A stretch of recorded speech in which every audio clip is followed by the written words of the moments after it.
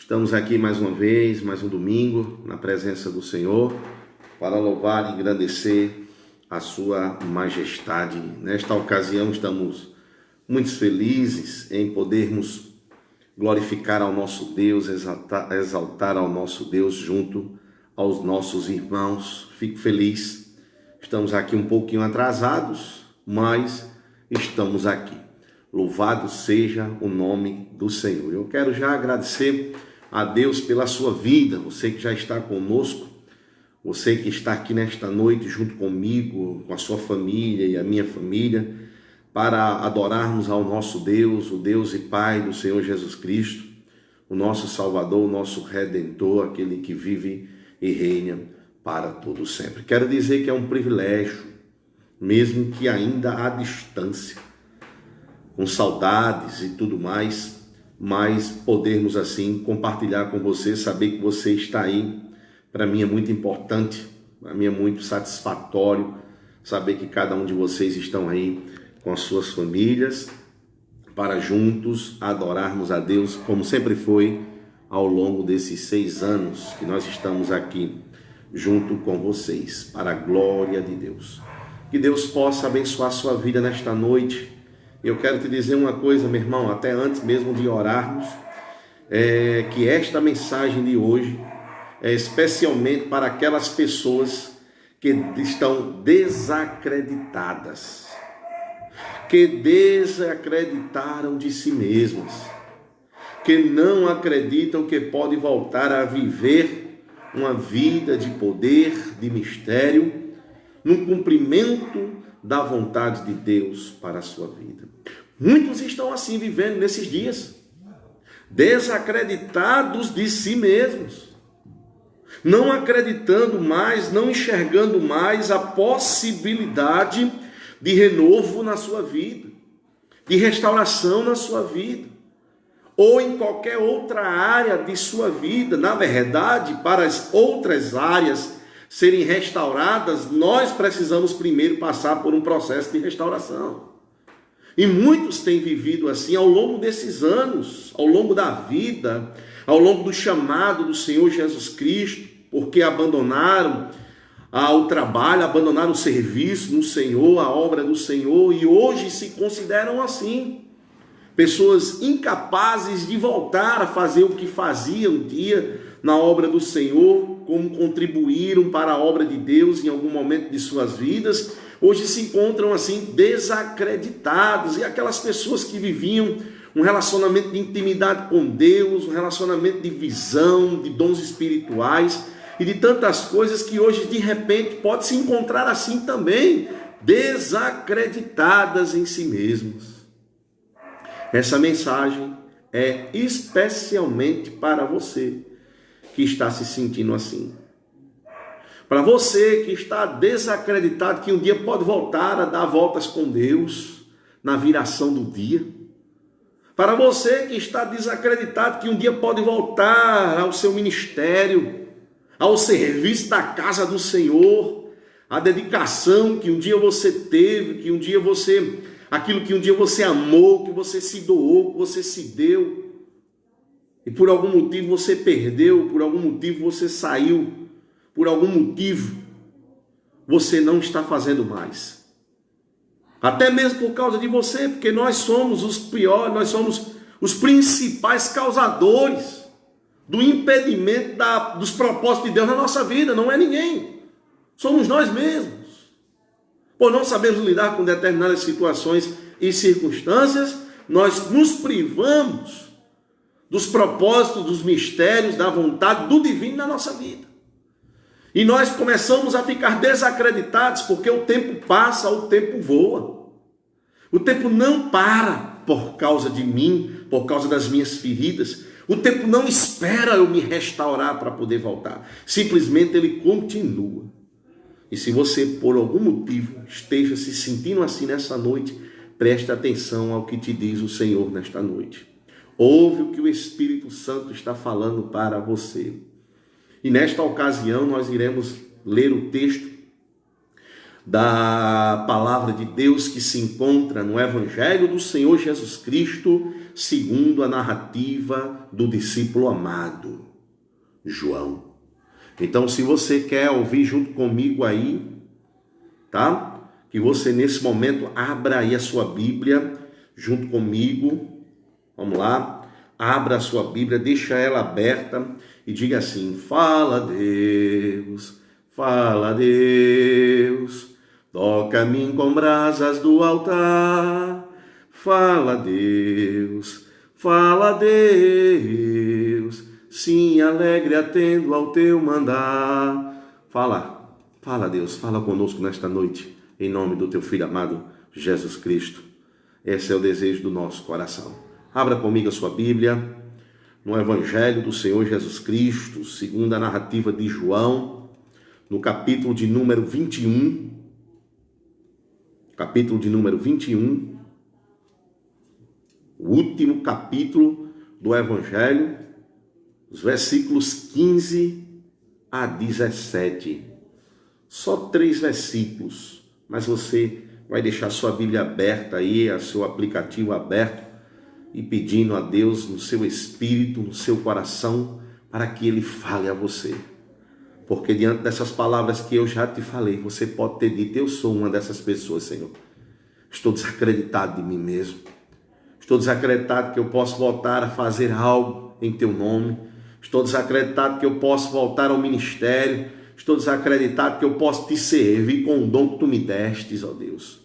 Eu estou completamente desacreditado e com os olhos humanos não tenho como enxergar a possibilidade disso acontecer. Então fala Deus, toca-me com as brasas da tua palavra, toca o meu coração com a restauração da glória que tem a tua palavra, toca-me, Senhor, a escuridão dos meus caminhos, com esta que é lâmpada para os meus pés e luz para os meus caminhos, que é a tua palavra. Fala através dela e somente através dela, Senhor. Que não haja nenhuma outra voz aqui em nosso meio, a não ser do teu Espírito. Que não haja nenhuma intervenção, ó Deus, aqui onde eu estou e aí onde estão os meus irmãos. E não haja, ó Deus, nada que possa nos atrapalhar de ouvirmos a tua voz, tão esperada, tão, ó Deus, meiga, tão poderosa, tão, ó Deus, transformadora, restauradora nesta noite, Senhor. Eu te peço, no nome do teu Filho amado Jesus Cristo, que verdadeiramente, ó Deus, o Senhor possa tomar-me como instrumento em tuas mãos, para nesta noite, ó Deus, falar a tua palavra, falar o que tu queres falar para nós nesta noite, ó Deus. Assim eu te oro, Senhor, já de antemão, antes de fazer a leitura, pois acreditamos que a própria Bíblia é o Senhor falando, e agora o Senhor vai falar aos nossos corações. E eu te peço nesta noite, ó Pai, somente a presença do teu Espírito Santo em nós, nada mais, nem preocupação, nem ansiedade, ó Deus, ou qualquer outro sentimento que possa nos perturbar, Senhor, na tentativa de tirar, ó Deus, ou de evitar que eu receba a palavra da restauração. E neste momento, onde estão os meus irmãos, que o Senhor possa alcançá-los com o mesmo Espírito que habita em nós, aquele Espírito que estava na pessoa de Cristo, que é o próprio Cristo que diz: eu vos enviarei o ajudador, o consolador, e ele vos ensinará todas as coisas que vocês precisam saber. E neste momento nós precisamos saber, Senhor, nós precisamos saber, ó Pai, que nós temos, ó Deus amado, o Senhor sobre as nossas vidas, Jesus Cristo, o Deus da restauração, aquele que restaura a nossa alma, restaura a nossa vida, restaura o nosso relacionamento, Deus. E nesta noite pedimos a Ti, tão somente a Ti, que fale aos nossos corações. E fala conosco agora, ó Deus, na leitura da Tua palavra. É assim que eu te oro e te agradeço, repreendendo toda e qualquer ação maligna, ingerência do mal sobre a minha vida, sobre a vida dos meus irmãos, ou sobre qualquer um desses que agora estão aí ouvindo a tua voz, Senhor, e sobre as suas casas e famílias. É assim que eu te oro neste momento, Deus, em nome do Pai, do Filho e do Espírito Santo. Quem crer diz amém.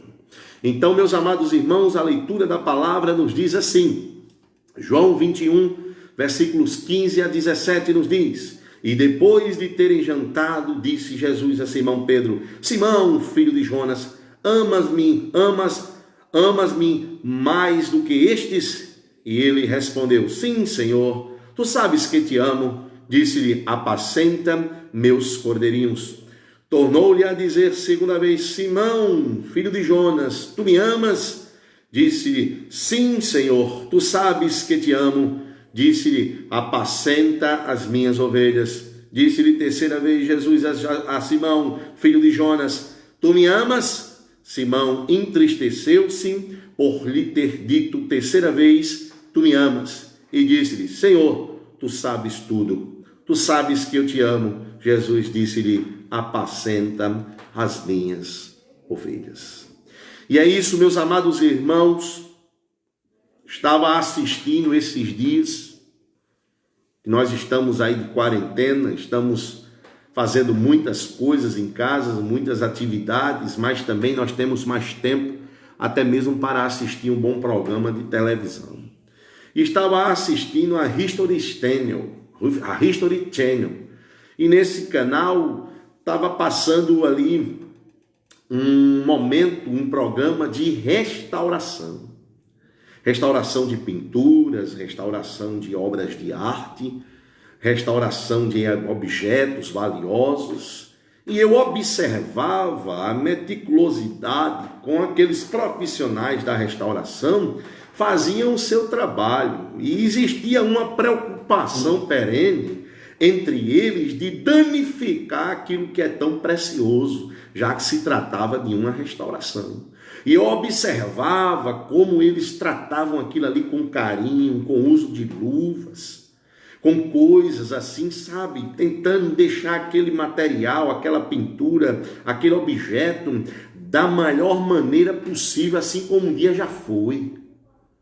Então, eu via a meticulosidade, eu via a maneira com que aquelas pessoas trabalhavam e eu observava como eles tinham cuidado para não danificar aquela peça. E eu me lembrei logo, né, irmãos? Comecei a me lembrar, minha mente completamente ativa nessas questões assim de aplicação, de aprendizado. Eu comecei a olhar aquela situação, comecei a olhar aquele programa, comecei a ver tudo aquilo ali. E eu me lembrei, irmãos, me veio à memória instantaneamente, imediatamente, sobre aquele que restaura vidas. Uma vez eu já falei na igreja, não sei se você se recorda, mas eu falei de uma aula que eu tive de linguística, lá no seminário, na época do seminário, e uma professora desta área estava ministrando para a gente uma aula, e ela nos deu um testemunho tremendo, como ela tinha o chamado para transliterar a Bíblia para etnias e línguas diferentes. Ela foi chamada para esse propósito. Ela estava trabalhando entre os índios paracanãs, e ela, trabalhando entre esses índios, já evangelizava a esses índios há algum tempo, colocar o propósito no coração de transliterar o evangelho de Lucas para aqueles homens e mulheres daquela tribo indígena. E se tinha uma dificuldade muito grande com relação à língua, mas dentro da própria tribo eles fizeram um discípulo, e esse discípulo falava um pouco também o português, e aí eles tinham ali como fazer através desse discípulo a manusear bem a língua deles, a etnia deles ali, né, o dialeto, melhor dizendo, deles, para poder transliterar para a língua deles o Evangelho de Lucas, pois esse era o propósito. Só que encontraram uma grande dificuldade, eles não tinham uma palavra que pudesse definir Deus, definir Jesus. Eles não tinham, dentro do seu próprio dialeto, dentro da sua própria cultura, não tinham. Tinha o Tupã, que toda a maioria das tribos indígenas eles adoram, e não era Tupã, era Yahvé Jireh, era o Deus da provisão, era o Deus Todo-Poderoso que eles queriam ali manifestar para aquela tribo indígena. E de repente aquele tradutor, aquele discípulo ali local, falou para aquela aquela mulher e a sua equipe, aquela missionária, dizendo: tem uma palavra no nosso dialeto que pode ser usada por vocês para a transliteração do Evangelho de Lucas para a nossa língua. E aí ela disse: que palavra é essa? Me diga logo, porque nós estamos aqui dependendo apenas disso para poder começar a escrever a Bíblia na língua de vocês. E aí ele falou: Roa Mokatotara. E ela perguntou: o que significa Roa Mokatotara? E aí ele disse: o consertador de homens. Aí a missionária e a sua equipe disse: é essa a palavra que estava faltando, é este aí o nosso Senhor Jesus Cristo mostrado no Evangelho de Lucas. E aí começaram a transliterar e concluir o Evangelho de Lucas na língua paracanã. E é sobre esse Roa Mokatotara, o Deus que conserta homens, um Deus que conserta a gente, que restaura a gente, que eu gostaria de falar com vocês nessa noite, porque nós conseguimos observar a habilidade daqueles profissionais em algo material, mas nós também temos aquele que restaura vidas. Sobre aquele é justamente que fala essa mensagem, sobre aquele que tem uma habilidade sem igual de invadir a alma humana, de invadir os recônditos do nosso coração e restaurá-los para o louvor da sua glória, pois só Ele pode restaurar aqueles que estão caídos, só Ele pode levantar aqueles que estão abatidos, só Ele pode erguer aqueles que estão destruídos e prostrados sobre a terra. A propósito, uma das próprias profecias a respeito dele, no livro do profeta Isaías, diz assim, que ele seria aquele que não ia quebrar a cana trilhada e nem apagar o pavio que fumega. Isaías 42, verso 3. Jesus veio para restaurar a nossa vida, ele veio para restaurar vidas. Ele foi quem disse, quando foi dado a ele o livro do profeta Isaías, numa sinagoga lá em Nazaré, onde ele morava, onde ele fora criado, e ele pegando aquele texto, ele leu Isaías capítulo 61, e ele disse: o Espírito do Senhor Deus está sobre mim, porque o Senhor me ungiu para pregar boas novas aos mansos, enviou-me a restaurar os contritos de coração, a proclamar liberdade aos cativos e a abertura de prisão aos presos, a pregoar o ano aceitável do Senhor, o dia da vingança do nosso Deus, a consolar todos os tristes, a ordenar acerca dos que choram em Sião, que se lhes dê uma coroa em vez de cinzas, olhos de alegria em vez de pranto, vestes de louvor em vez de espírito angustiado, a fim de que se chamem carvalhos de justiça, plantados pelo Senhor para a sua glória. O Senhor Jesus Cristo é o Roa Mokatotara, o Senhor Jesus Cristo é especialista, Ele é que tem uma habilidade sem igual, sem comum. Nenhum ser na terra, no céu ou debaixo do céu pode se igualar a Ele no quesito restauração de seres humanos. Ele é quem sabe restaurar coração, Ele é quem sabe restaurar vidas, Ele é quem sabe pegar aquilo que é falido, aquilo que é destruído, aquilo que é mentiroso, aquilo que é enganoso, aquilo que está no mar da lama, no tremendal do pecado,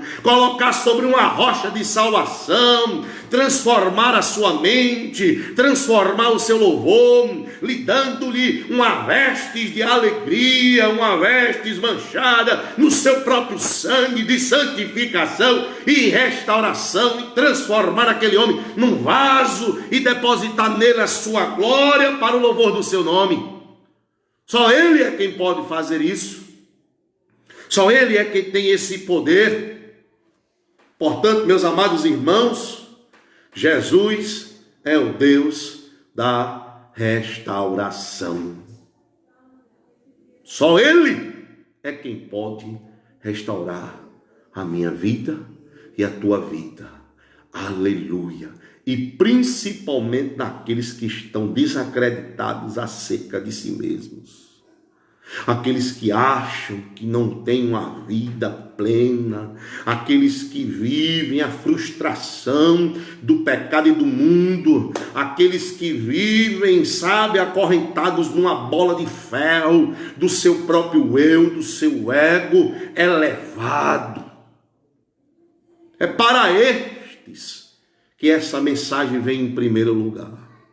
É para aqueles que tiveram a alegria de provar dos poderes vindouros, a alegria daqueles que puderam provar da manifestação do dom espiritual, daqueles que serviram a Deus no campo de batalha, na linha de frente, e por algum motivo recuaram, e hoje estão desacreditados acerca de si mesmos, acerca do próprio Cristo, acerca do próprio chamado. É para você essa mensagem. Jesus Cristo é o Deus que restaura vidas. Somente Ele, diante de qualquer improbabilidade, diante de qualquer irrealidade, diante de qualquer circunstâncias contrárias, diante do não, diante do impedimento, seja ele qual for, Jesus Cristo é o Deus que restaura vidas. E sabe, meus amados irmãos, nós temos aqui nesse texto que eu acabei de ler para vocês, a restauração de um ministério, a restauração de um grande líder, sabe? A restauração de um apóstolo, de um pastor.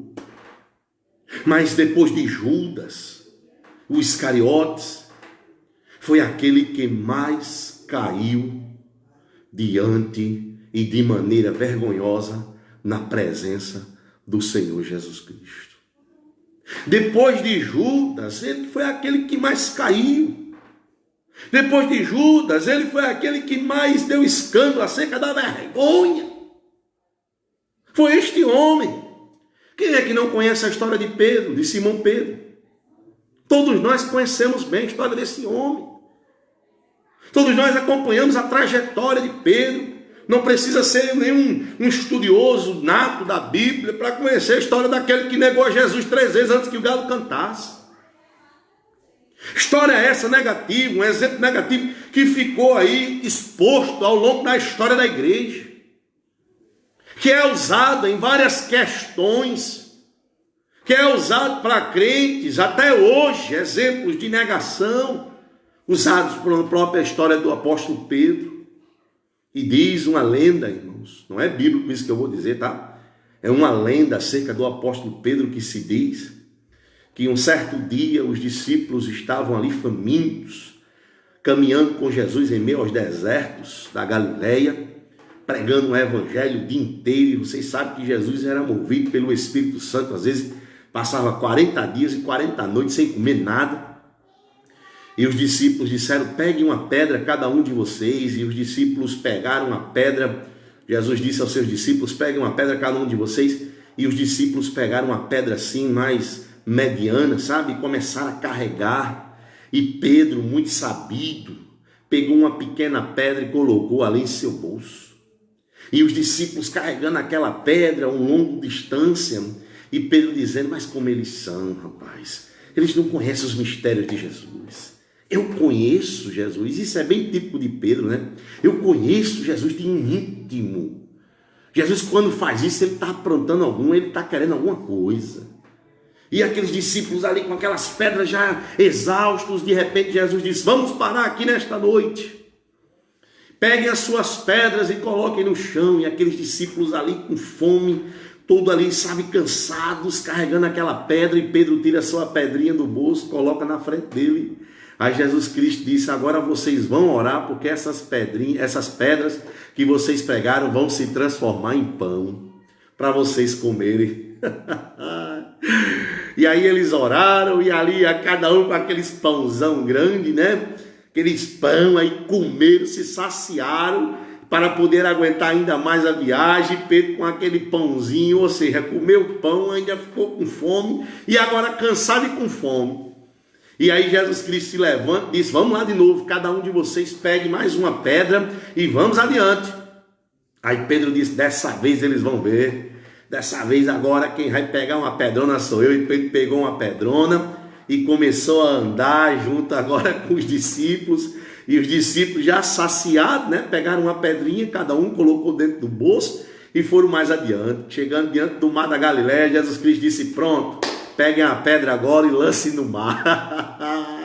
E Pedro lançou aquela pedrona no mar, e ele que tinha entendido mal, sabe? Sabe por quê, meu irmão? Porque é uma questão de andar com Cristo, é uma questão de obediência, não é uma questão de sabedoria. E andar com Cristo não quer dizer que você possa usar daquela filosofia de simplesmente não fazer nada, de simplesmente não querer trabalhar nada, de simplesmente não querer fazer sacrifício, sabe? Como tem muita gente aí pensando que andar com Cristo é andar por graça, sem sacrifício. Se o sacrifício foi a própria graça revelada, né, do Senhor Jesus Cristo, então não entre nessa teoria de que andar com Cristo é andar numa filosofia de pequenos esforços. Não, andar com Cristo requer de nós obediência, santidade, ir a Ele, andar somente a Ele, em direção a Ele, de acordo com os seus planos e propósitos. E Pedro tinha esse lado, né, mais aguçado. Mas esse não foi o momento mais negro, mais sombrio, mais obscuro da história do apóstolo. Mas foi aquele em que ele negou Jesus 3 vezes. E uma das vezes, por meio de juramento, ele disse: eu juro que eu não conheço este homem. Este foi o momento mais sombrio da história deste apóstolo, deste homem chamado Simão Pedro. Com isso, ele jogou fora, jogou no vento, chutou o pau da barraca, jogou para cima. Literalmente, ele abriu mão do seu compromisso de amor para com o mestre, no seu compromisso de amor para com aquele que o alistara para uma boa obra, para uma grande obra. Pedro fazia parte de uma categoria diferenciada no colégio apostólico. Ele pertencia àquele ciclo mais íntimo dos amigos de Jesus, dos relacionamentos de Jesus, junto com Tiago e João. Ele estava ali junto de Jesus nos momentos mais cruciais. Quando Jesus ia falar das coisas do coração, Pedro estava lá. Pedro era chamado. E Pedro foi testemunha ocular, irmãos, de coisas extraordinárias jamais vistas por ninguém. Ele testemunhou, por exemplo, aquele momento em que Jesus veio andando sobre as águas em meio a um grande temporal. Ele via que o lugar em que Jesus estava ali parado sobre aquilo que atormentava os discípulos tinha calma, tinha paz e tinha bonança. E Jesus estava andando por cima sobre um mar bravio. Ele também, irmãos, foi testemunha daquele momento, quando ele, mais Tiago e João, entrou no quarto da filha de Jairo, uma criança que estava de 12 anos, morta em cima de uma cama, e ele testemunhou quando Jesus Cristo, com uma palavra de autoridade, de ressurreição, de restauração, disse: Talitá cum, menina, cordeirinha, te levanta, eu ordeno. E a menina sentou e pediu comida. Ele também foi testemunha ocular da ressurreição de Lázaro. Quando chegaram lá por lado de Betânia, as irmãs vieram todas ali destruídas, diante do luto vivido. E Pedro estava ali com Jesus, quando Jesus Cristo disse: Lázaro, sai para fora, e o morto veio andando. Ele também foi testemunha naquele momento da transfiguração. Ele foi transfigurado com Tiago e João diante do Monte Tabor, quando naquele momento a nuvem de glória descia e veio Moisés e Elias conversar com Jesus Cristo acerca do reino de Deus. Ele também viu quando Jesus cuspiu na terra, fez um lodo e curou, botou no olho de um cego de nascença e disse: vai num tanque chamado Siloé se lavar. E aquele homem foi diante da palavra de Jesus, se lavou no tanque de Siloé e voltou enxergando com o poder de Deus. Ele também viu aquele momento em que Jesus ia passando em Jericó, e um cego, filho de Timeu, clamava em alta voz, dizendo: Jesus Cristo, filho de Davi, tem compaixão de mim, Senhor. e Jesus Cristo disse: eu tenho, o que você quer que eu te faça? E ele disse que eu volte a ver, e o cego enxergou. Ele viu aquele que dava vista aos cegos. Ele também foi testemunha lá em Cafarnaum, na sua própria casa, quando 4 homens trouxeram um paralítico, e diante daquela multidão não tinha como entrar naquela casa, colocar aquele homem sobre o telhado, e vendo ele a fé daquele homem, disseram: os teus pecados estão perdoados. E os escribas e os fariseus começaram a arrazoar entre si, dizendo: quem é este que diz blasfêmias? Quem pode perdoar pecados, senão só o próprio Deus? E Jesus, porém, conhecendo os pensamentos do seu coração, respondeu a eles, dizendo: que arrazoais em vossos corações? Qual é mais fácil, dizer ao homem: os teus pecados estão perdoados, ou dizer ao paralítico: levanta-te e anda? E ele andou pelo poder de Deus que estava sobre o Filho do homem, o Filho do poder de Deus, o Filho de Deus que estava sobre a terra. E o paralítico andou. Ele também foi testemunha daquele momento onde Jesus pegou 5 pães e 2 peixinhos e começou a alimentar uma grande multidão de quase 5.000 homens, fora mulheres e crianças. Pedro, irmãos, Pedro havia recebido muito, havia testemunhado muito para poder negar, mas ele negou. Ele havia contemplado muita coisa, ele havia visto muita coisa, que se nós pudéssemos ver pelo menos a metade daquilo ali, nós nunca negaríamos. Assim nós pensamos. Mas ele viu e ele recebeu muita coisa para poder negar. Mas ele negou. Sabe, irmãos, diante de tudo isso, eu não sei se eu chamaria Pedro, com certeza, como nós somos, né? Nós não chamaríamos Pedro para pregar o sermão de Pentecostes. Você chamaria Pedro para pregar o sermão de Pentecostes? Diante de uma situação como essa? Diante de tanto fracasso deste homem? Diante de tanto altos e baixos, tantas quedas que esse homem sofreu? Você chamaria Pedro para pregar o sermão de Pentecostes? E eu fico pensando, pense junto comigo, será que naquele sermão de Pentecostes, aonde quase 3.000 pessoas se entregaram a Jesus naquele dia, será que não tinha algum ali, alguém que estava perto daquele momento quando Pedro negou a Jesus? Será que não tinha ninguém ali olhando para Pedro?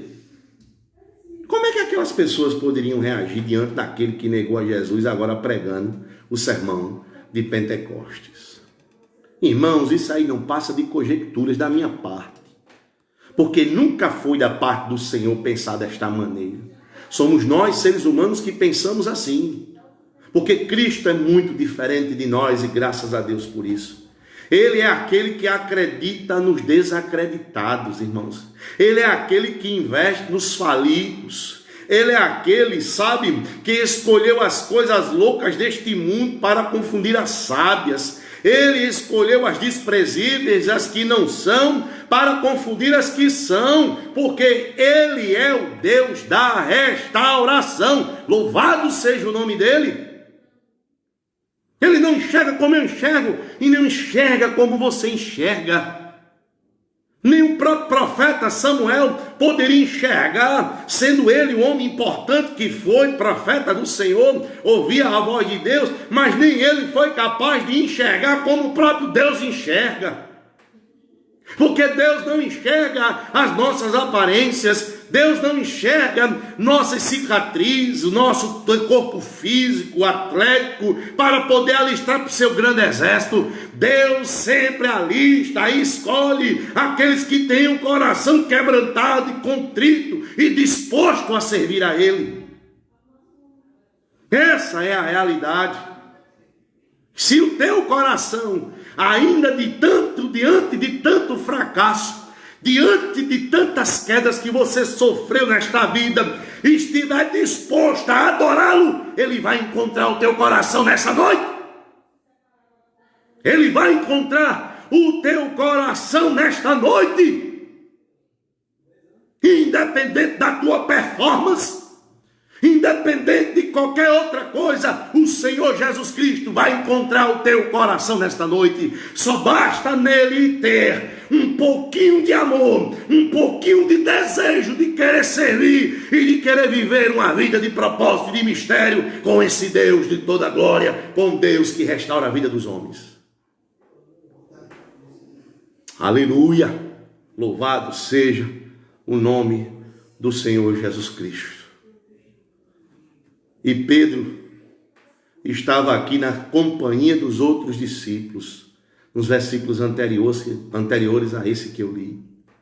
Ele estava na companhia dos outros discípulos e ele está vivendo aquele momento que possivelmente alguém que está me assistindo agora está vivendo. Ele mesmo não acredita mais nele. Ele mesmo não acredita que pode voltar ao ministério, ao colégio apostólico. Ele está desacreditado. Ele não acredita mais nele. Ele não tem mais vigor, força, correndo em suas veias, em suas entranhas para se levantar. Ele está se sentindo indigno, ele está se sentindo traído. O mundo pelo qual ele se corrompeu agora transmite uma mensagem para ele dizendo: tu não és digno daquele que te chamou, daquele que te salvou, te restaurou, pois tu se sujastes comigo e comigo agora tu ficarás. Ele está recebendo em sua mente a mensagem do mundo, e este mundo tem transmitido esta mensagem para muitos homens e mulheres, para muitos cristãos. Ele não acredita que pode voltar mais ao momento de glória, de poder com Deus, de mistério. Ele não pode, ele não acredita. Tanto é que nós podemos ver na própria narrativa que ele tenta voltar ao seu ofício antigo, à sua antiga profissão, que era pescador. Desacreditado junto com os outros. E ele mostra ali a sua liderança, porque quando ele disse: eu vou voltar a pescar, todos foram com ele. E ele estava a cerca de 150 metros da praia, quando aparece andando sobre a areia, sobre a parte da orla, um jovem. E aquele jovem, sabe, faz uma pergunta e diz: vocês têm alguma coisa aí para comer? Isso gritando a distância, porque eles estavam a 150 metros da beira da praia. E aí eles responderam: passamos aqui a noite toda pescando, meu amigo, e até agora não pegamos nada. E aquele jovem, aquele homem, lança as redes, e disse a ele: lance as redes do lado direito do barco. E aí eles fizeram isso. Quando eles lançaram as redes, elas subiram cheias com 153 grandes peixes. E de repente o apóstolo João, que é o próprio escritor do Evangelho, quando viu aquelas redes cheias de peixe, a sua mente volta a cerca de 3 anos atrás, quando Jesus chegou naquele mesmo lago, e depois de ter ensinado, disse para Simão e os seus sócios: vão para o alto mar e pesquem. E eles disseram mais uma vez: Senhor, nós passamos a noite inteira pescando e nada nós pegamos. Mas sobre esta tua palavra nós lançaremos as redes. E quando eles puxaram as redes, quase que o barco afundava, tamanha era a quantidade de peixe.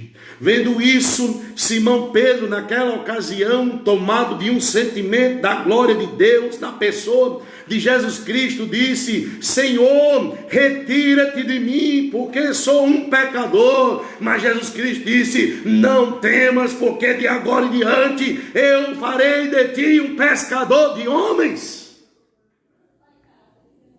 Não temas, porque a partir de agora Deus vai fazer de você um pescador de homens. Para você que está dizendo: retira-te de mim, Senhor, porque eu sou pecador, Retira-te de mim, Senhor, porque eu não tenho jeito. Retira-te de mim, Senhor, porque eu sou um homem assim, uma mulher assim. Retira-te de mim, Senhor, porque dentro de mim flui um sentimento tão ruim, tão contrário à tua vontade, à tua palavra, que eu tenho até, sabe, vergonha de andar com esse peso dentro de mim. Prefiro não te servir, prefiro ficar no canto do leprosário, afastado da tua glória, afastado da tua casa e do teu corpo e dos meus irmãos, porque, Senhor, sou homem pecador, sou mulher pecadora, afasta-te de mim. Jesus Cristo está te dizendo nessa noite, meu irmão e minha irmã, não temas, porque eu farei de ti um pescador de homens. Aleluia! Bendito seja o nome do Senhor. Glórias nós te damos, Deus, pela tua verdade, porque esta é a verdade de Deus para a nossa vida. E ali ele chamou Pedro para o ministério e começou a andar com Jesus Cristo, vendo a manifestação do poder de Deus, expulsando demônios, curando os enfermos, pregando o evangelho. Mas neste momento aqui, ele se encontrava arruinado, quebrado, desacreditado, destruído. E João se lembra perfeitamente o que ele havia visto há 3 anos atrás. Algo muito parecido com aquele momento que eles estavam vivendo agora. Não confundam, são 2 histórias diferentes. E João está lembrando que eles já tinham passado por aquilo ali uma outra vez. E João disse: Simão, João, preste atenção, porque aquele que está ali nos perguntando se nós temos alguma coisa aqui para comer, é aquele que há 3 anos atrás fez um milagre na nossa vida e nos convocou para andar do lado dele. É ele, Pedro, é ele que está ali. E Pedro, meus amados irmãos, pulou naquela água e nadou até a praia. Não se conteve com aquele momento de esperar o barco chegar até lá. Ele nadou e foi mais rápido do que o próprio barco. E ali chegou diante daquele que estava na praia, e ali tinha um fogo aceso, um peixe assando, e encontraram ali o pão, literalmente o pão da vida, e começaram a refeição da restauração da vida de Simão. Aleluia! Louvado seja o nome de Jesus. E depois de comerem com Jesus, ele mesmo quebra o silêncio, diz o texto que nós lemos no versículo de número 15. Depois que eles comeram, Jesus resolve quebrar o silêncio com uma pergunta prescrutadora a Simão. E ele diz, olhando dentro dos seus olhos, prescrutando o coração de João, de Pedro, ele diz: Simão, filho de João, tu me amas? Sabe, irmãos, esta parte do texto em particular, ela tem uma verdade para nos ensinar nesta noite. E a grande verdade que nós encontramos nessa parte do texto, que eu gostaria de trabalhar com vocês agora, é que ela nos mostra como Jesus restaura a nossa vida. Preste bem atenção como é que Jesus restaura a sua vida. Preste bem atenção. É um trabalhar dele. É um trabalhar dele. E não existem coisas miraculosas. Não existem essas coisas que se inventam por aí. Não existem essas campanhas que se fazem aí muitas vezes, dizendo, venha para a grande restauração, porque hoje o Espírito de Deus vai batizar, vai restaurar, vai fazer, vai mover, como se o homem em si tivesse controle sobre as ações da autossuficiência do próprio Espírito Santo, que ele é autoexistente, ele serve a si mesmo e segue os seus próprios planos e propósitos. O homem não tem nenhuma influência nessas questões.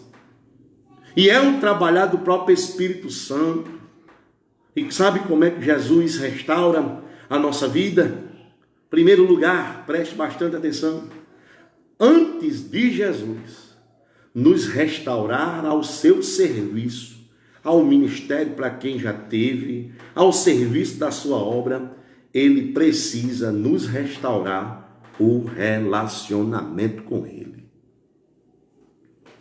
Não existe restauração de ministério, de serviço, de dons espirituais, de qualquer outra coisa dessa magnitude, antes do seu relacionamento com ele ser restaurado.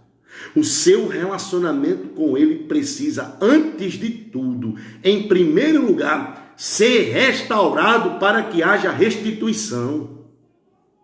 Não existe restituição se não houver relacionamento antes.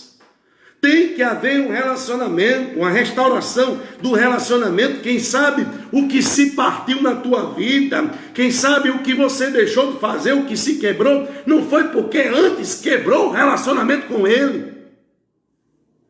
Ainda, meu irmão, que antes que ele venha restaurar o meu ministério, eu preciso que ele restaure o meu relacionamento com ele primeiro. Não existe casamento sem relacionamento. Não existe uma vida a dois sem relacionamento. Tem que restaurar primeiro o relacionamento para depois viver uma vida com Cristo e receber da parte das mãos dele a restituição do serviço, do dom espiritual, do ministério, seja para o que for. Antes de Jesus entregar as ovelhas a Pedro, ele precisava fazer algo muito antes.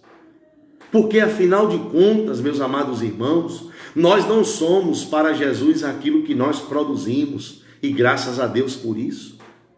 Nós não temos valor para ele, porque somos produtos, ou produtores, melhor dizendo, do reino. O meu valor para ele não é pelo simples serviço a ele, não é porque eu trabalho para ele, não é porque eu faço algo para ele. Não, o nosso valor está no relacionamento, está naquilo que nos une a ele. Não está naquilo que nós fazemos para ele, mas está naquilo que nos une a ele, que é o relacionamento.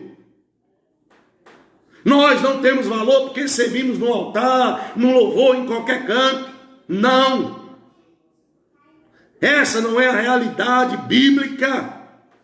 O seu valor está porque você está unido misticamente com o Espírito de Deus. E isso é um relacionamento devido ao Deus que você tem, que é o Deus de relacionamento. Sabe, meu irmão, o seu valor está naquilo que une você a Ele, que é o relacionamento, que é a aliança. Sabe, que é a vontade dele em ter vocês, em ter nós como seus filhos adoradores. Porque estes que ele procura para o adorar em espírito e em verdade. É por isso que antes dele confiar as suas ovelhas a Simão Pedro, de devolver a Pedro o seu ministério, ele fez uma pergunta. E a pergunta é: Simão, filho de João, tu me amas? Jesus está preocupado, não é com a nossa performance espiritual, nossa performance ministerial, a nossa performance na oração, a nossa performance na leitura bíblica, a nossa performance em 3 vezes orar por dia, em 4 vezes orar por dia, em jejuar semanas e meses. Jesus Cristo, irmãos, não está preocupado com isso. Mas ele está preocupado com aquilo que é essencial num relacionamento com ele, que é o amor. Por isso que ele perguntou a Pedro se Pedro o amava. Jesus estava restaurando no coração de Pedro o amor de Pedro por ele. Antes dele começar a trabalhar, antes dele começar a pastorear as ovelhas, antes dele começar a servir a Deus, ele tem que ter o amor de Cristo restaurado em seu coração. É isso que preocupa ele, é isso que é a preocupação do nosso mestre. Não é aquilo que você faz para Ele, não é aquilo que você vive para Ele, e nem é quanto você pode dar a Ele, mas é quanto você pode amá-lo. É o quanto você está disposto a abandonar por amor a Ele, a viver por amor a Ele, a ultrapassar por amor a Ele, a mudar por amor a Ele. Antes dele restaurar o que você fez, aliás, o que você faz ou fazia na casa dele, na igreja, ele precisa restaurar o relacionamento com ele. Porque foi ele mesmo quem disse, capítulo 15 do Evangelho de João: toda vara que estiver em mim, essa dá frutos. Isso significa dizer que dar frutos dentro da obra de Deus, que dar frutos na igreja, que dar frutos que vão permanecer para toda a glória, vai se transformar em algo natural nas nossas vidas. Vai depender do nosso relacionamento com Ele. Vai depender do nível de relacionamento que nós temos com Ele. Se o nível do relacionamento com Ele for de acordo com aquilo que nós produzimos para Ele, como dizia o meu saudoso pastor que já está na glória, nós estamos pebados. Pebados é uma expressão que se usava lá no Alto Sertão da Paraíba, chamado Patos, uma cidade chamada Patos. Você está pebado, meu irmão. E eu estou pebado. Se a base dos frutos, do relacionamento, do amor, for aquilo que nós produzimos para Ele. Mas não é. É o oposto. É aquilo que nos une a Ele. O amor, o relacionamento. Aleluia! Louvado seja o nome do Senhor. E você vai dar fruto se você estiver na videira verdadeira. E me lembra a história de um pastor muito amado, meu professor de seminário, chamado Hamilton. Ele contou uma vez um testemunho de um pastor, na época em que o pastor Hamilton era pastor da Assembleia de Deus. Ele estava ali ministrando para pastores e recebeu a oportunidade um pastor do Rio de Janeiro chamado pastor Túlio Barros, um pastor da Assembleia de Deus do Rio de Janeiro, meu xará, pastor Túlio Barros. E pastor Hamilton disse que um testemunho que aquele homem deu mudou a vida dele até os dias de hoje, e quando eu soube também mudou a minha vida como pastor. E o pastor Túlio Barros, tomando a palavra, disse o seguinte: ele disse: olha, quando eu era pastor de uma igreja pequena lá no Rio de Janeiro, eu comecei a pastorear aquela igreja e fui mudando algumas coisas naquela igreja, algumas coisas foram mudando, e as pessoas daquela igreja não aceitaram o meu ministério. E alguns daqueles irmãos reteram o dízimo. Foi a primeira coisa que fizeram, reteram o dízimo para que o pastor pudesse passar dificuldades e pudessem ali pedir para voltar e sair daquele lugar. E o pastor, passando dificuldades, necessidades, ele ia receber um missionário que iria pregar no culto de missões no domingo. E o pastor constrangido, porque já há algum tempo que ele não conseguia comprar mistura, como nós costumamos dizer aqui no Nordeste, né? Não tinha mais dinheiro para comprar mistura já há algum tempo, e ele ia receber um missionário, ia hospedar aquele missionário na sua casa para pregar no culto de missões. Ele, constrangido, chamou uma das meninas que trabalhava na sua casa e disse assim: minha irmã, faça um favor para mim, leve esse bilhete, escreveu um bilhete e disse: vá naquele irmão da igreja que tem um açougue, entregue esse bilhete a ele, por favor. E aí a irmãzinha foi, pegou o bilhete, a menina, chegou lá no irmão da igreja e disse: Pai do Senhor, irmão, aí o pastor mandou entregar isso aqui ao Senhor. Ele disse que o Senhor lesse, por favor. Quando o irmão abriu o bilhete, estava lá: paz do Senhor, meu irmão. Já faz algum tempo que eu não estou comendo mistura, diante da dificuldade que eu estou enfrentando. Eu queria saber se tem condição do irmão me vender um frango, porque eu estou recebendo um missionário que vai pregar em nossa igreja hoje à noite, e eu queria fazer aqui uma carnezinha para ele. Quando for à noite, na hora do ofertório, eu pago ao irmão. E aquele irmão imediatamente amassou aquele bilhete e disse: volte lá e diga àquele pastor que aqui eu não vendo fiado nem para pastor, nem para seu ninguém.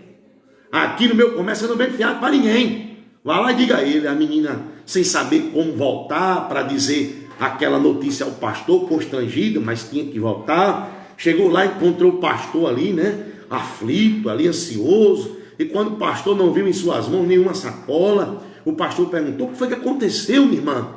Aí ela disse: pastor, ele disse que no comércio dele ele não vendia fiado nem para o senhor, nem para ninguém. E o pastor ficou aperreado, mas naquele momento ele, passando por cima do seu orgulho, disse: então faça o seguinte, eu vou lhe dar outro bilhete, e o senhor vai você vai nesse senhor aqui da esquina, que não é crente, não é nada, mas vá lá, entrega o bilhete a ele, diga que foi eu que mandei. A menina pegou o bilhete, foi num pastor, aliás, num comerciante ímpio que tinha lá, e entregou o bilhete, disse: senhor, boa tarde, está aqui o bilhete que o pastor mandou o senhor olhar. Quando ele abriu, ele disse: é o que, rapaz? O pastor está passando necessidade? O pastor está sem comer nada? O pastor, como é que pode? O homem que prega a palavra de Deus, um homem que cuida das ovelhas, diga a ele que nunca mais ele vai passar por nenhuma perreia aqui, porque eu vou ficar dando a mistura a ele todos os dias. E venha cá, me deu aqui, pegou uma sacola, botou o frango, botou o carne, botou o negócio, e a menina chegou em casa cheia de sacola e disse: está aqui, pastor, o homem mandou as compras que o senhor precisava. E aquele pastor ficou ali revoltado, chegou assim na janela, olhou para o céu e disse: Jesus, eu vou te ser sincero, meu Jesus, eu vou falar com toda a sinceridade do meu coração. Como é que pode o meu irmão, um irmão da minha igreja, uma ovelha minha, que eu prego para ele, que eu ensino a ele, que eu estou me dedicando a ele, entregando a minha vida por ele, é insensível à minha necessidade, faz um negócio desse comigo, Jesus? Eu te confesso que eu não sei se eu vou passar o resto da minha vida sendo pastor. Eu não sei se eu quero mais ser pastor. E um homem que nem te conhece e nem me conhece é mais sensível à minha dor do que um irmão da minha igreja, do que uma própria ovelha. Jesus, eu não sei se eu quero mais ser pastor. E com lágrimas nos olhos, ele dizendo isso no testemunho, ele disse que de repente ouviu uma voz que dizia assim: Túlio, tu me amas? Túlio, tu me amas? Apacenta as minhas ovelhas. Apacenta as minhas ovelhas. Você e eu só vai aguentar se envolver na obra de Deus, se você amar a Deus acima de tudo. Se o seu amor estiver condicionado à recíproca de outras pessoas, você não vai amar mais a Jesus e nem a sua obra.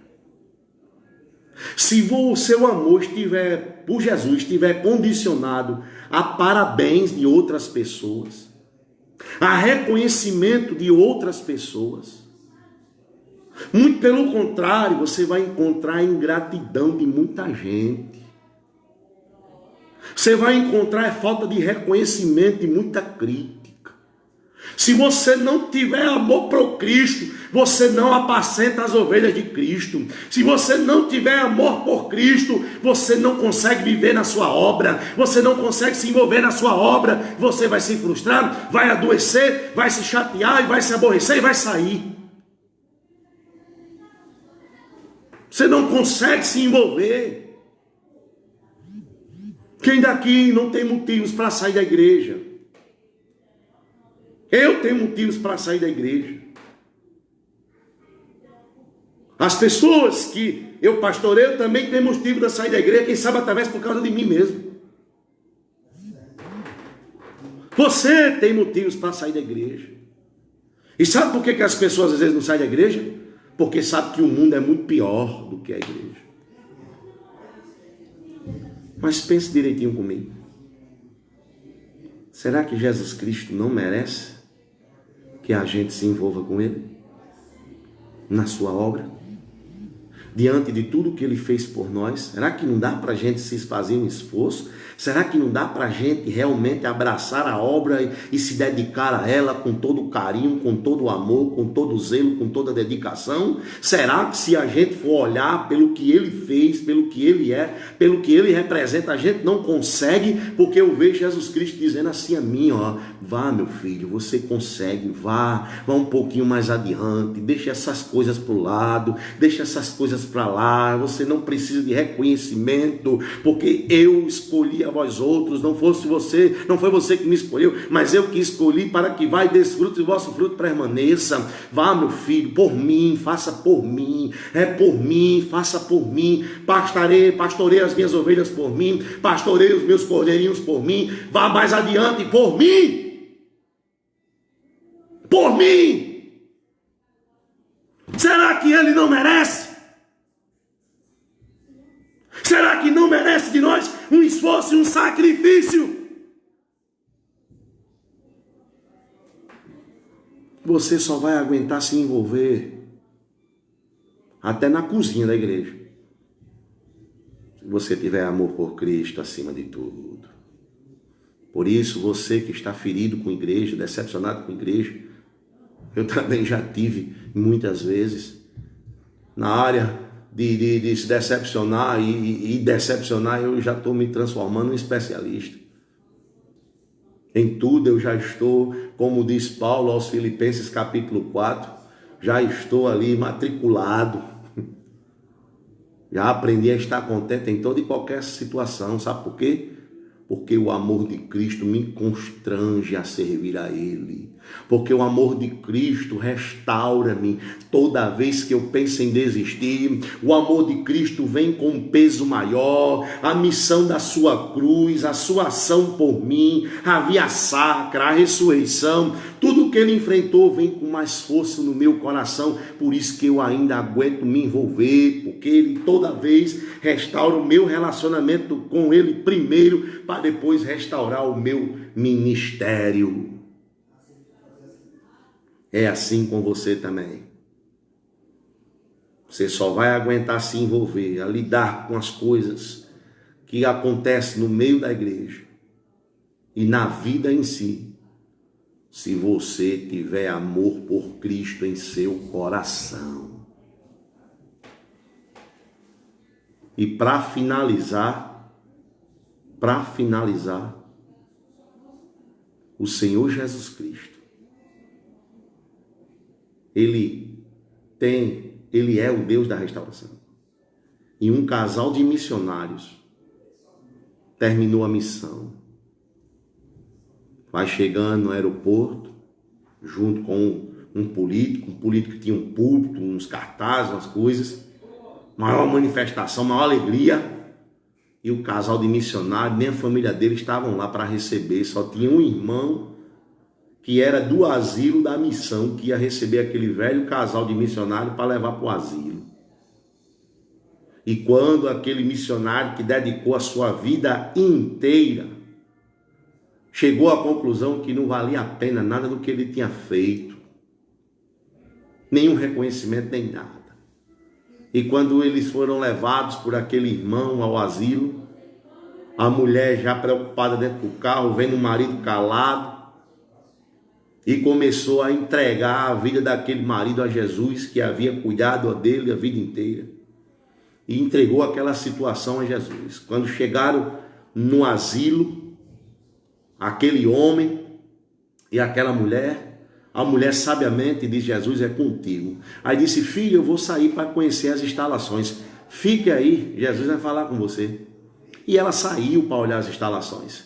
Quando ela retorna, está o marido debruçado, chorando, quebrantado, completamente tomado de uma grande emoção, chorando sem parar.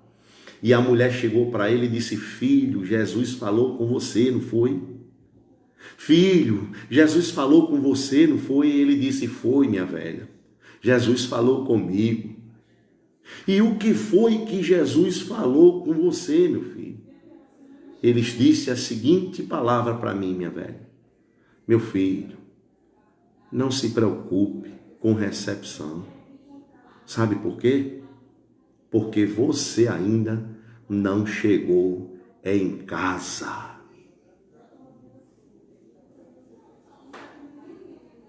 Quando você chegar em casa, você vai receber um grande banquete celestial. E o próprio Senhor Jesus Cristo virá te receber. E vai enxugar dos teus olhos toda lágrima. E você vai dizer: valeu a pena. Valeu a pena tanta renúncia, tanto envolvimento. Valeu a pena tanto sacrifício. Valeu a pena uma vida de renúncia, de santidade. Valeu a pena. Porque a recepção na glória será tão calorosa, será tão inigualável, que você não pode igualar nenhuma das satisfações que você teve aqui nesta terra. Nem a melhor festa que você já participou se iguala naquele dia. Naquele dia o Senhor Todo-Poderoso vai te receber. E o seu polegar direito vai escorrer pelo teu rosto, enxugando a tua lágrima, dizendo para mim, para você, numa recepção calorosa, harmoniosa e sincera, com todo o reconhecimento de alguém que deu a vida por nós. Ele vai dizer: vinde, bendito do meu Pai.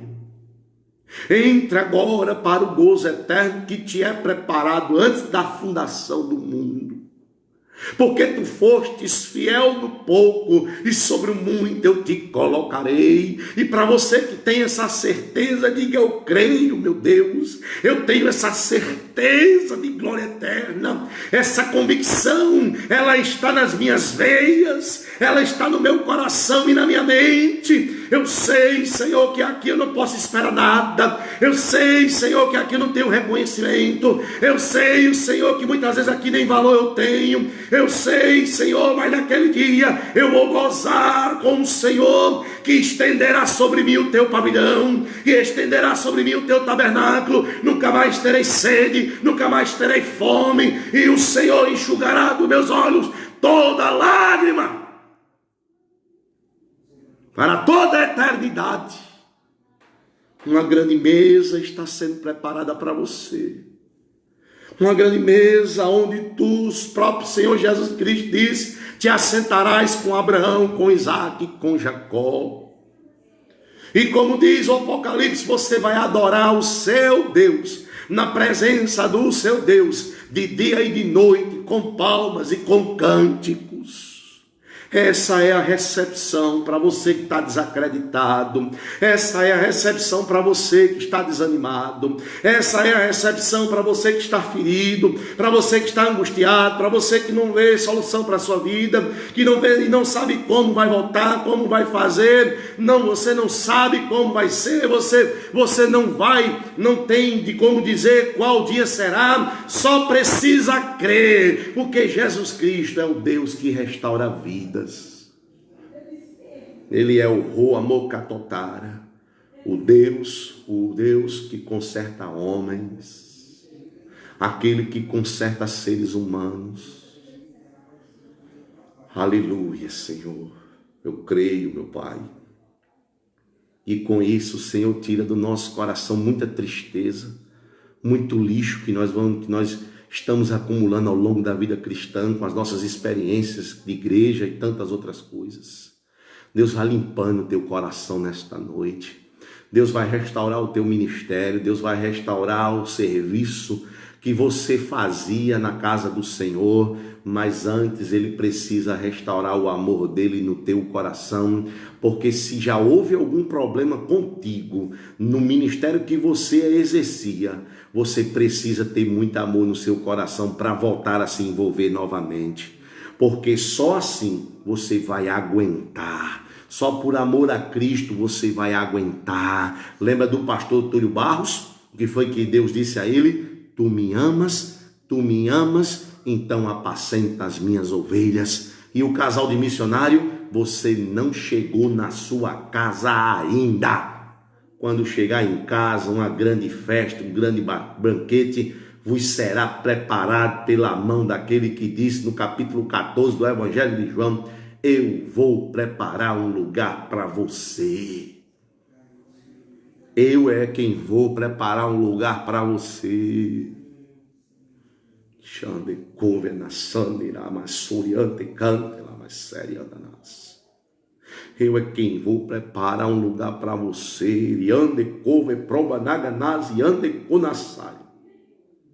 Eu é quem vou preparar um lugar para você.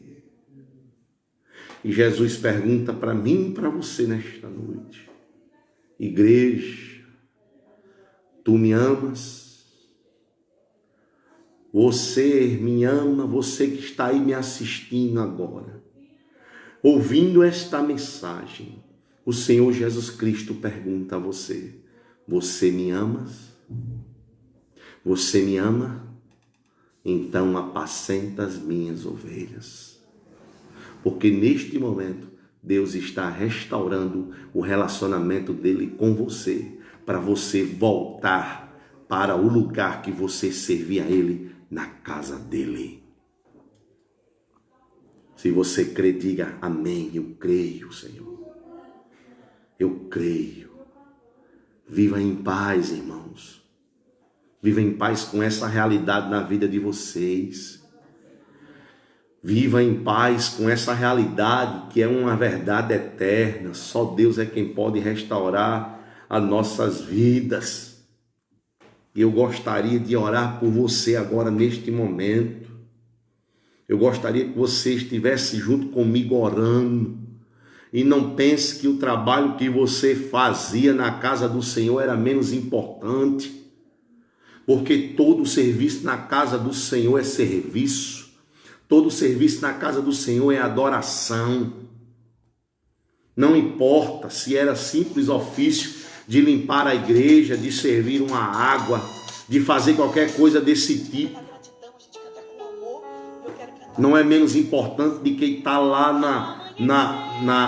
no púlpito pregando.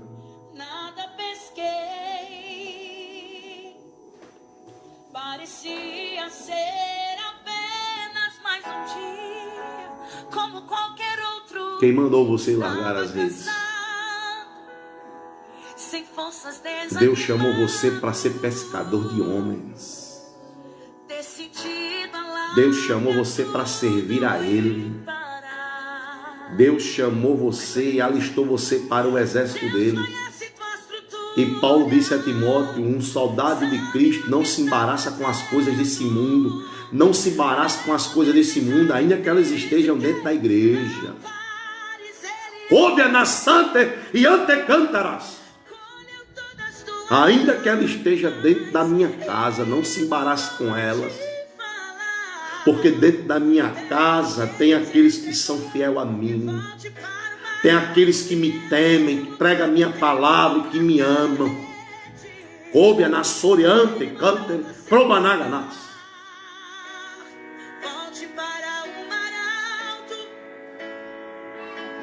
Ouve na soriante, cante, na se probanaganas. Riante, couve na xeriante, lamas. Probanaganas, riante, couve. Ó Senhor da glória, neste momento nós rogamos a Ti, Senhor. Nós pedimos a Ti, Senhor, pelas vidas daqueles que estão necessitados da Tua restauração.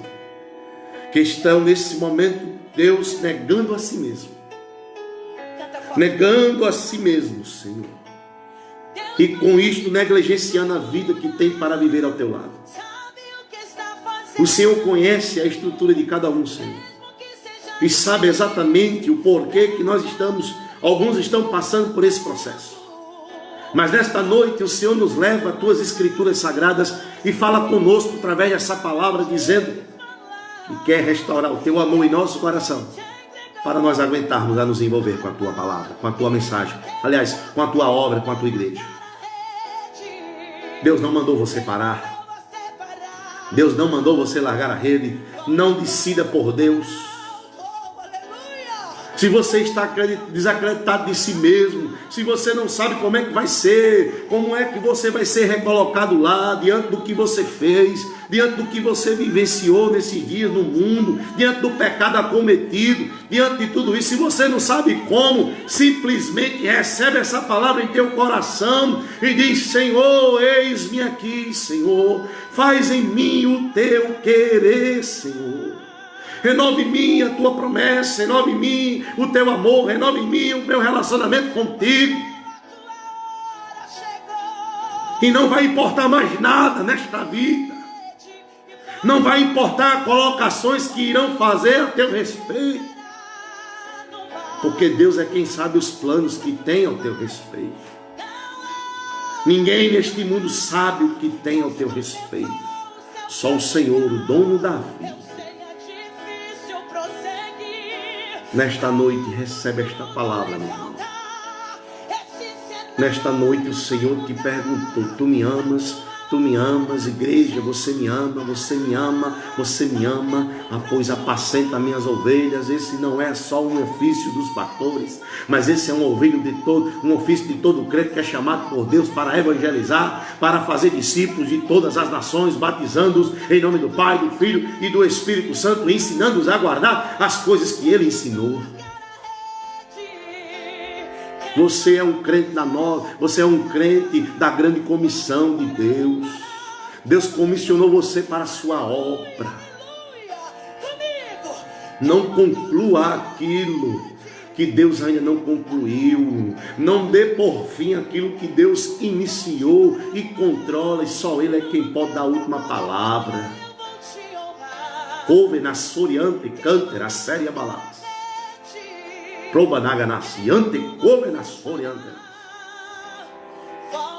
Não diga isso. Aquilo que passou agora na tua mente, no teu coração, está repreendido em nome de Jesus.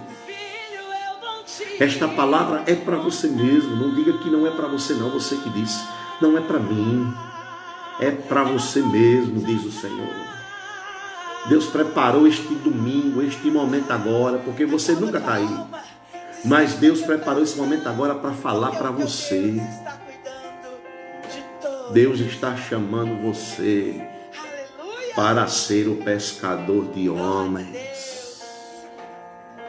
Deus te separou para servi-lo na graça, no conhecimento, no poder da sua palavra.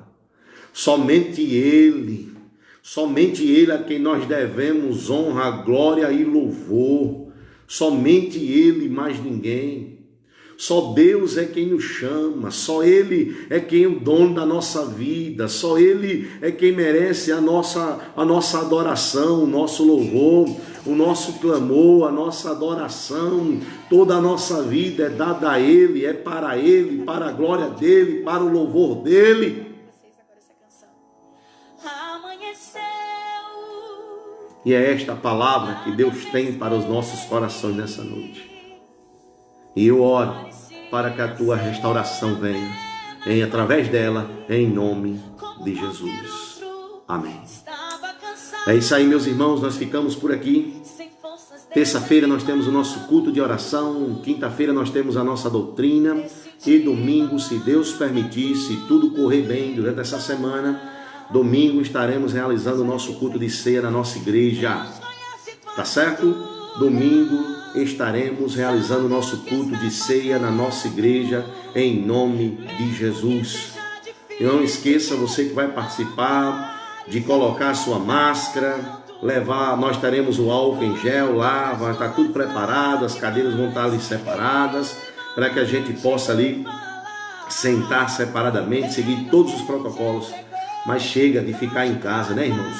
Vamos voltar para a casa do Senhor, mas isso vai decorrer aí dos decretos que podem ser lançados durante a semana. Nós vamos ficar em oração e por enquanto fica assim. Domingo nosso culto em nossa igreja, terça-feira ainda vai ser através da live, quinta-feira através da live, mas no domingo estaremos na igreja. Diácono Sérgio, você que está aí me vendo, você já pode fazer a escalazinha, tudinho direitinho, viu, meu irmão? Em nome de Jesus, daqueles que vão ali ministrar a ceia, que vão preparar a ceia, que vão preparar a mesa, Por favor, cheguem cedo, organizem tudo para que a gente possa glorificar ao Senhor na casa dele, que é a nossa casa. E Deus também tem uma palavra poderosa para os nossos corações. Estou orando por você durante toda a semana. Deus vai te abençoar e hoje ele começou o processo de restauração. Fica com Deus. Deus te abençoe. Tenha uma ótima semana em nome de Jesus. Amém. Fiquem em paz.